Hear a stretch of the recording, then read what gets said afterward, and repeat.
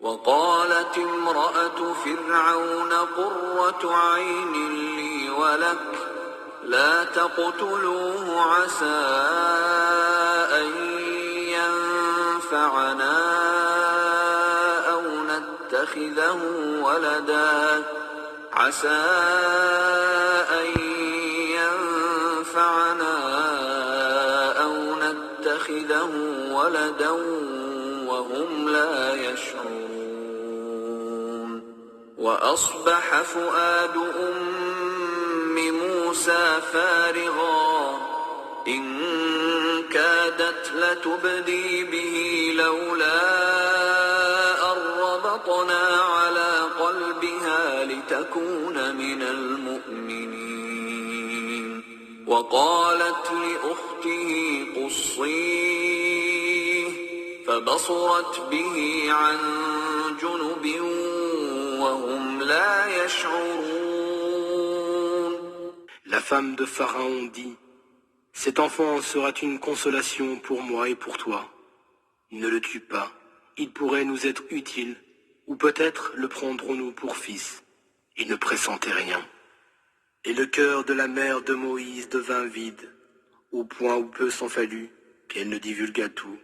Mais nous renforçâmes son cœur pour qu'elle reste du nombre des croyants. Elle dit à la sœur de Moïse: suis-le. Alors cette dernière observa son frère de loin, sans qu'il ne s'en rende compte. وحرمنا عليه المراضع من قبل فقالت هل أدلكم على أهل بيت يكفلونه لكم وهم له ناصحون فرددناه إلى أمه كي تقر عينها ولا تحزن ولتعلم أن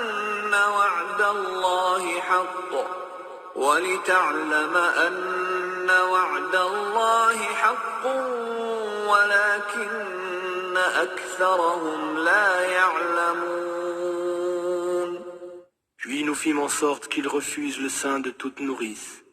Alors la sœur de Moïse dit aux gens de Pharaon: puis-je vous indiquer une famille qui s'en chargera pour vous et prendra soin de lui?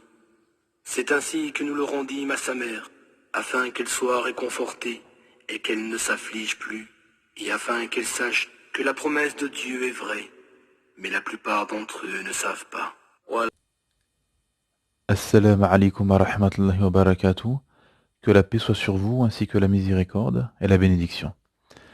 Aujourd'hui, pour le 7e épisode, nous allons nous arrêter sur un passage du Coran qui est tout à fait fabuleux, qui a été récité à l'instant, qui parle justement de ce miracle, de cet événement incroyable où Pharaon et son épouse ont reçu le petit bébé Moïse, alayhi salam, l'ont accueilli, et donc les versets qui ont été cités, donc quand la mère de Moïse a vu ceci, son cœur est devenu vide, elle était sur le point de tout révéler, car pour une mère, c'est quelque chose de terrible de voir son enfant souffrir ou bien de voir son enfant lui échapper, en quelque sorte.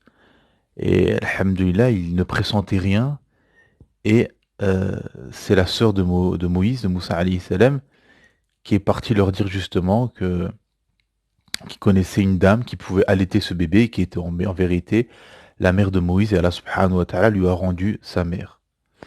Le contexte, et c'est là où c'est fabuleux, en fait, pour repartir du début, Pharaon avait eu l'information comme quoi un bébé des Bani Israël, donc les Bani Israël, qui était entre guillemets un peuple soumis aux Égyptiens et à l'empire égyptien, et la dynastie des pharaons, qui étaient leurs esclaves, qui leur construisaient des tours, des pyramides, etc. Et il avait eu cette information comme quoi un bébé des Bani Israël allait en gros être le départ et être la cause de l'effondrement de son royaume. Bon. Et Et donc, pour empêcher que cette prophétie et cette annonce se réalisent, il a décidé de tuer tous les bébés de sexe masculin des Bani Israël. Et forcément, bon, bah, les gens autour de lui, les conseillers, lui ont dit, si tu tues tous ces enfants, bah, on n'aura plus, d'ici quelques générations, on n'aura plus d'esclaves pour nous construire nos pyramides et faire les tâches, qui leur sont soumises. Et donc, qu'est-ce qu'il a fait? Il a manigancé un plan en, en exécutant les bébés de sexe masculin une année, et une année ne faisant pas ça. Une année sur deux, pardon. Et, et Allah subhanahu wa ta'ala a envoyé Moïse, parce que forcément cet enfant bah, qui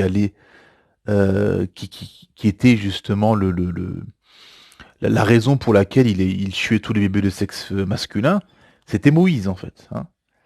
Moussa alayhi salam. Et Allah subhanahu wa ta'ala a envoyé Moussa alayhi salam, l'année où il exécutait les bébés. Et c'est pour ça qu'Allah subhanahu wa ta'ala dit à la mère de Moïse, en songe, un certain savant dit qu'elle a eu cette révélation en songe, qu'Allah subhanahu wa ta'ala lui a révélé quand elle craindra pour son fils, pour son bébé, de le jeter dans les flots, dans l'eau, dans un couffin, dans l'eau. Et c'est ce qui s'est passé. Déjà là, il y a une sagesse incroyable, c'est la patience et la foi qu'il faut. La foi qu'il faut pour se lancer. Hein, surtout pour une mère qui est attachée à son enfant, il y a un lien qui est extraordinaire et qui est fondamental entre la mère et le bébé, parce que forcément la mère a porté son bébé 9 mois, donc il y aura toujours ce lien extraordinaire qui relève enfin, qui est d'une intensité énorme et qui relève presque de l'invisible, hein, qui relève presque de l'invisible, hein, parce que c'est quelque chose de puissant, quoi. On a une histoire, par exemple, entre parenthèses, à l'époque de Suleyman alayhi salam, le prophète Salomon, hein, qu'on dit en français Salomon, Suleyman alayhi salam, on lui a demandé de trancher dans une affaire où il y avait un bébé et deux mères se partageaient la maternité, en disant c'est mon bébé, c'est mon bébé. Qu'est-ce qu'a fait Suleyman alayhi salam? Allah subhanahu wa ta'ala, à l'époque, comment ils étaient éveillés, comment ils avaient de la jugeote, subhanahu wa ta'ala. Il allumait un feu et il allait lancer le bébé dans le feu. Et une des deux femmes, bah forcément la vraie mère, hein, qui l'a porté pendant 9 mois, a une réaction beaucoup plus intense et beaucoup plus nerveuse que l'autre. Et Suleyman en a conclu que c'était elle, la mère, subhanahu wa ta'ala. Et donc, la mère de Moïse, alayhi salam, une fois elle a jeté dans les flots, c'est arrivé, et au même moment, Allah subhanahu wa ta'ala a fait en sorte que Pharaon et sa femme se retrouvent sur le Nil et ont vu ce bébé.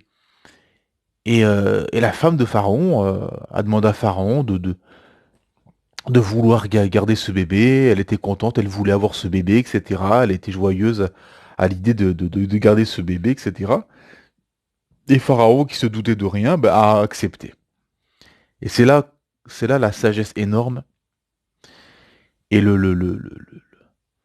miracle de cette histoire et l'énorme sagesse, c'est que euh, toute cette manigance, tout le plan que Pharaon a monté, tout le plan que Pharaon a monté pour empêcher justement que ce bébé euh, euh, arrive, voit le jour, ah bah toute cette cause, ah ben pour un bébé finalement que lui-même va recevoir, va élever, éduquer, et va lui offrir l'hospitalité. Subhanallah al-azim. Il a fait toute cette manigance Et Allah subhanahu wa ta'ala envoie le bébé l'année où il exécute les bébés de sexe masculin. Et en plus, Allah subhanahu wa ta'ala lui envoie dans son royaume. Allahu Akbar. Subhanallah. Quelle humiliation. Quelle humiliation et quelle puissance dans le stratagème d'Allah subhanahu wa ta'ala. Le stratagème d'Allah subhanahu wa ta'ala est solide, est sûr, est robuste, et au-dessus, très largement au-dessus de pauvres créatures insignifiantes que nous sommes. Subhanallah al-azim. Et Allah subhanahu wa ta'ala a envoyé le bébé. Et Pharaon, qui se doutait de rien, qui ne pressentait rien, comme dans le verset, eh ben, a accepté et a pris ce petit bébé, qui était finalement la cause de pourquoi il a tué ces millions, ces milliers, voire millions de bébés de sexe masculin chez les Bani Israël. Subhanallah al-azim. C'est un scénario qui dépasse et que aucun scénariste n'aurait pu imaginer. Aucun scénariste n'aurait pu imaginer un scénario aussi grandiose. Subhanallah al-azim. Et vous savez pourquoi? Parce qu'en fait, tous ces tyrans, ces dictateurs, ces élites corrompues, encore aujourd'hui, ils n'ont rien inventé, hein, tout ce système occidental qui combat l'islam, que ce soit en faisant la guerre dans les pays musulmans ou en faisant des lois d'exception pour les musulmans qui vivent chez eux, en les combattant au niveau de l'idéologie, au niveau des livres, des débats, des émissions de télé, des ruses, etc., etc. Bah, tout ça, pourquoi le fond, c'est un peu comme Pharaon, c'est que derrière, il y a des intérêts, il y a Hubbud Dunya, il y a l'amour de ce bas monde, l'amour des passions, des désirs, les intérêts divers et variés. Et comme aujourd'hui, en fait, comme Pharaon s'est pris les pieds dans le tapis, en fomentant, en montant un plan de toutes pièces, hein, dans la précipitation, etc. Pourquoi? Parce qu'en fait, on refuse la vérité, on ne veut pas accepter la vérité, on veut éteindre la vérité, parce qu'on a des intérêts, parce qu'il y a les passions, parce qu'il y a l'amour de ce bas monde, parce qu'il y a l'hypocrisie, etc., etc. Et comme aujourd'hui, les élites, voilà, qui combattent l'islam, qui combattent le monde musulman, etc., tout ça, le fond, c'est ça, c'est les passions, les intérêts, l'amour de ce bas monde, etc., etc. Et de là, et bien évidemment, la suite, hein, mais c'est surtout sur ça que je voulais m'arrêter, sur ce passage-là où Pharaon reçoit le bébé, où il a mis tout un stratagème, etc. Et finalement, ce bébé s'est retrouvé dans son palais et c'est lui qui lui a offert l'hospitalité. Et bien évidemment, après la suite, hein, vous connaissez, hein, Moïse est devenu grand, alayhi salam, il a tué un homme, il a dû immigrer, ensuite il a rencontré dans le désert, il a aidé des femmes dans le désert, au puits, à Madiane, et ensuite il a eu l'hospitalité du papa d'une de ses filles, qui lui a donné la main de sa fille, qui a épousé une de ses filles. Après, alhamdulillah, il a pu parler à Allah subhanahu wa ta'ala dans le mont Tou'a, où il a vu un feu au loin, il s'est approché et il a dialogué avec Allah subhanahu wa ta'ala directement, hein, un des prophètes qui a parlé avec Allah subhanahu wa ta'ala de vive voix. Et un miracle incroyable. Et après, il est retourné donc faire nasiha dans un premier temps à Pharaon avec son frère Haroun, et qui n'a pas voulu. Et après, après, bien évidemment, il y a eu ce qu'on appelle les plaies d'Égypte, hein, les punitions qui sont descendues, hein, le sang, les grenouilles, les sauterelles, etc., etc. Et Pharaon a été contraint sur toutes ces punitions divines de relâcher les Bani Israël, et ils sont partis, ils sont arrivés à la mer s'est ouverte en deux, alhamdulillah. Moussa alayhi salam et son peuple a pu passer, Pharaon et son armée ont voulu passer et la mer s'est refermée sur eux et Pharaon est mort comme ça dans l'eau. Et Allah Ta'ala a dit je garderai ton corps comme signe pour l'humanité. Et effectivement, jusqu'à aujourd'hui, le corps de Pharaon est encore intact. Et les scientifiques aujourd'hui n'arrivent pas à comprendre comment ça fait que ce corps ne s'est pas désintégré. Subhanallah azim. Et vous avez notamment ce professeur qui s'appelle Maurice Bucaille, rahimahullah, qui s'est converti à l'islam, qui a fait des recherches par rapport au corps et tout, qui ne comprenait pas comment est-ce possible.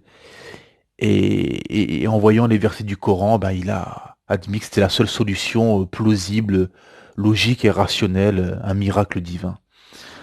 Euh, mais mais comment dire, ce passage-là est extraordinaire.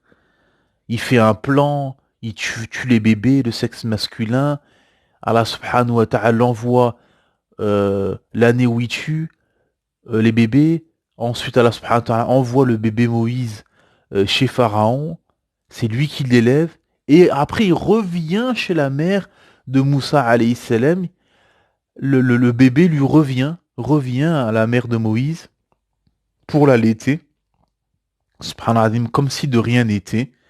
Et alhamdulillah, elle a pu échapper à la mort, à l'exécution de son fils. Il a été chez Pharaon. Et en plus, le bébé lui revient et elle a pu allaiter son propre bébé. Subhanallah al-azim. Et la sagesse qu'il y a dedans, mes frères et sœurs, c'est que quand tu es proche d'Allah subhanahu wa ta'ala, parce que la mère de Moïse était une femme pieuse qui était proche d'Allah subhanahu wa ta'ala. Quand tu es proche d'Allah subhanahu wa ta'ala, Allah t'ouvre des portes inespérées, inaccessibles. L'impensable, l'inexplicable devient possible. C'est ça la profondeur en fait. C'est des choses qui sont inexplicables, irrationnelles, incompréhensibles pour le commun des mortels, mais qui est logique et rationnel pour des gens qui sont proches d'Allah subhanahu wa ta'ala, qui craignent Allah subhanahu wa ta'ala au plus profond de leur âme. Et quand tu crains Allah subhanahu wa ta'ala au plus profond de ton âme, bien évidemment, on est faible, on fait des péchés, on se trompe, on fait des erreurs. Mais quand tu crains Allah subhanahu wa ta'ala au plus profond de ton âme, Allah subhanahu wa ta'ala va te faciliter, va t'aider. Tu seras un allié d'Allah subhanahu wa ta'ala. Et quand tu es un allié d'Allah subhanahu wa ta'ala, personne ne peut rien te faire.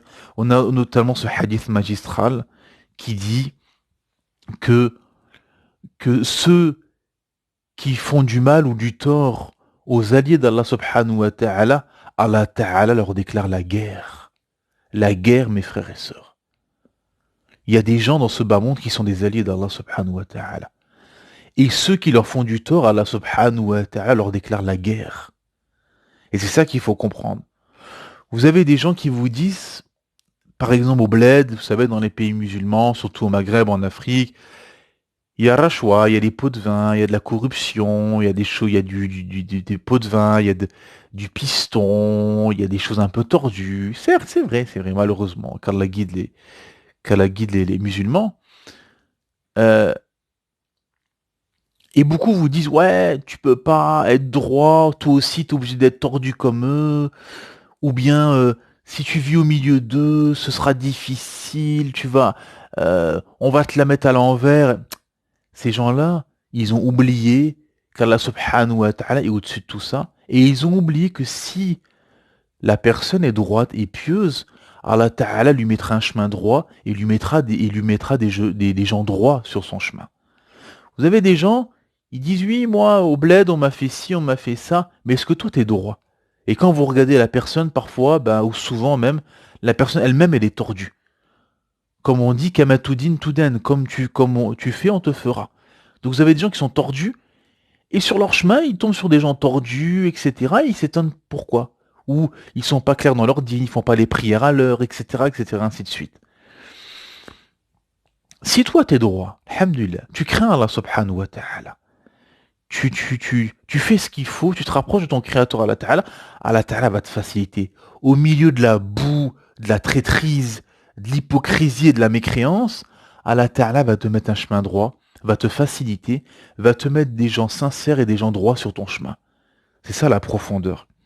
C'est ça la sagesse dans ces récits prophétiques, parce qu'il y a eu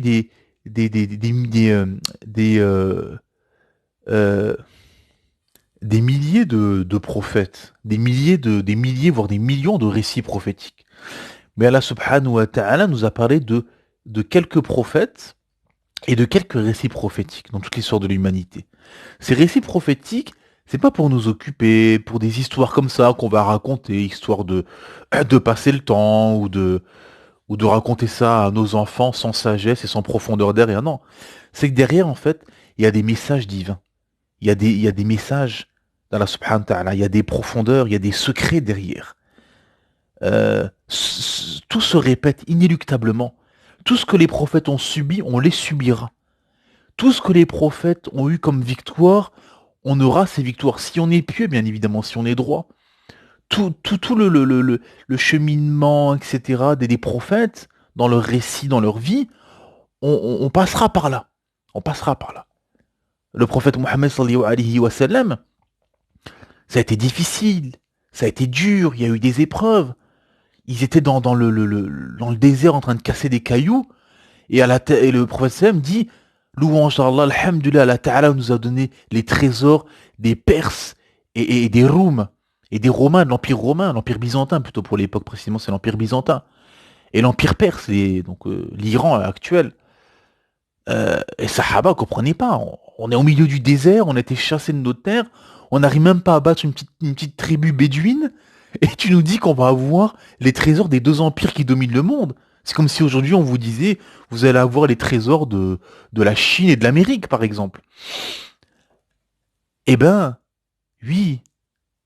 Parce que quand tu crains Allah Ta'ala, quand tu as confiance en Allah Subhanahu wa Ta'ala, mes frères et sœurs, tu peux être au milieu du désert et être dans la défaite en apparence, comme c'était le cas pour le prophète Mohammed sallallahu alayhi wa sallam et les Sahaba. En apparence, ils étaient dans la défaite. Mais la victoire, elle était déjà acquise en fait. Mais les Quraysh ne le savaient pas, qu'ils avaient déjà perdu, que le combat était perdu d'avance. Et les Sahaba ne savaient pas que le combat était gagné d'avance pour eux. C'était juste une question de temps, en fait. C'était juste une question de temps. Le temps donne la victoire aux pieux et aux gens sincères. C'est ça la réalité. C'est ça qu'il faut comprendre, mes frères et sœurs. Le temps est en faveur des gens pieux et des gens qui craignent Allah subhanahu wa ta'ala. Et en défaveur des gens du faux, des hypocrites, des traîtres et des mécréants. Le temps joue contre eux. C'est pour ça qu'Allah Ta'ala, quand Allah Ta'ala jure par le temps, l'homme court à sa perte, sauf ceux qui s'enjoignent mutuellement l'endurance, la vérité, qui croient et qui font des bonnes œuvres. Voilà, tout est dit dans cette sourate de 3 versets. Par le temps, l'homme court à sa perte, sauf ceux qui croient, font des bonnes actions, s'enjoignent mutuellement la vérité et la patience. Subhanallah azim. Et c'est ça la profondeur qu'il faut comprendre, c'est que peu importe que tu sois dans une terre où il y a de la corruption, où il y a du pot de vin, où il y a du favoritisme, où il y a du piston, toi tu crains Allah subhanahu wa ta'ala, t'invoques Allah subhanahu wa ta'ala, tes droits, Allah ta'ala te mettra un chemin droit, te mettra des gens sincères et pieux sur ton chemin, te donnera une femme pieuse, un époux pieux, des enfants vertueux, des générations vertueuses, te mettra des gens bien, te mettra un destin agréable, droit, il y aura des épreuves bien évidemment, mais toi tu seras, tant que tu es droit, les choses seront droites dans ta vie. Alhamdulillah. Et c'est ça la profondeur et la sagesse qu'il faut comprendre, mes frères et sœurs, dans cette histoire, c'est que peu importe ce qui se passe, peu importe les plus grands complots que peuvent faire les plus grands tyrans de ce bas monde, Allah Ta'ala réduit leur ruse à l'état de poussière insignifiante, quand c'est bien évidemment face à des gens pieux qui craignent Allah Ta'ala. Mais si les gens sont pas pieux, ne craignent pas Allah Ta'ala, ah ben forcément, les ruses des mécréants vont les toucher, vont les atteindre, malheureusement. Mais si tu es pieux, la victoire viendra un jour ou l'autre. Comme a dit le prophète Mohammed sallallahu alayhi wa sallam, quand un sahabi était venu se plaindre de la difficulté, de la guerre, des épreuves, etc., il lui a dit, vous n'êtes pas patient. Vous n'êtes pas patient. Les apôtres de Jésus, les compagnons de Isa alayhi salam, les apôtres de Jésus, on leur griffait le dos avec des peignes en ferraille et on les tranchait en deux parce qu'ils ont dit la ilaha illallah.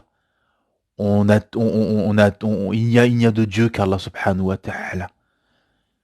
Et pour ça, ils ont été tranchés en deux, et on les grattait, et on les égratignait avec avec de la ferraille, avec des peignes en ferraille. Subhanallah azim.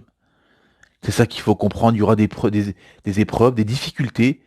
Mais si vous craignez Allah subhanahu wa ta'ala, que vous êtes pieux, Allah ta'ala vous mettra un chemin lumineux et tout s'éclaircira dans votre vie, dans votre quotidien et avec les gens que vous allez côtoyer dans votre vie de tous les jours. Alhamdulillah.